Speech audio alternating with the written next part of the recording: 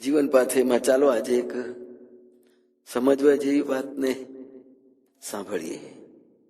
એક સંત એક ગામના મંદિરમાં એને પડાવ નાખ્યો. સાંજે લોકો એને સંતને મળવા આવ્યા. એમણે સત્સંગનો આગ્રહ કર્યો. લોકોની ઈચ્છાથી સંતે સત્સંગ કર્યો અને એમાં કહ્યું કે દરેક માણસે અમુક સમય તો સત્કર્મ પાછળ વિતાવવો જ જોઈએ. આ વાતથી બધા પ્રભાવિત થયા. સંતનું પ્રવચન પૂરું થયું પછી થોડા વિખર્યા. કેટલાક માણસો ત્યાં બેઠા સંત સાથે વાતો કરવા રોક્યા. કોઈ એમને પોતાની સમસ્યા વિશે કહ્યું, એના ઉકેલ માટે એમને પ્રાર્થના કરી, તો બીજા કોઈએ વળી બીજી કોઈ વાત કરી. સંત સાથે વાતો કર્યા પછી એ માણસો પણ ચાલ્યા ગયા. છેવટે એક માણસ સંત પાસે આવીને એકલો બેઠો.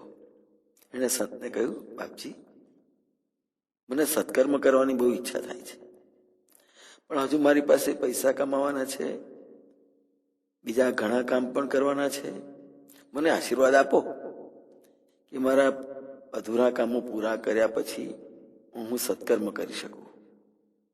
એ વાત સાંભળી પેલા સંત હસ્યા. માણસ પેલા એ પૂછ્યું કે બાપજી, મારી વાત સાંભળી તમને હસવું આવ્યું? સંતે કહ્યું કે હું આવતીકાલ સવારે આ ગામ છોડીને જવાનો છું. તું મને ગામની નદી સુધી મૂકવા માટે વળવા આવીશ? પેલા માણસે કહ્યું, બાપજી, જરૂરથી, આનંદ થશે મને. બીજે દિવસ સવારે સંત રવાના થયા. પેલો માણસ પણ સાથે ચાલ્યો. નદી આવી. સંત નદી કિનારે બેસી ગયા. ઘણી વાર સુધી બેઠા ને પેલા માણસને ધીરજ ખૂટી. કહ્યું, તમારે જવાનું નથી? સંતે કહ્યું, જવાનું છે, પણ આ પાણી વહી જાય ત્યાં સુધી તો રોકાઈ શકું. કેવી રીતે જઈ શકું?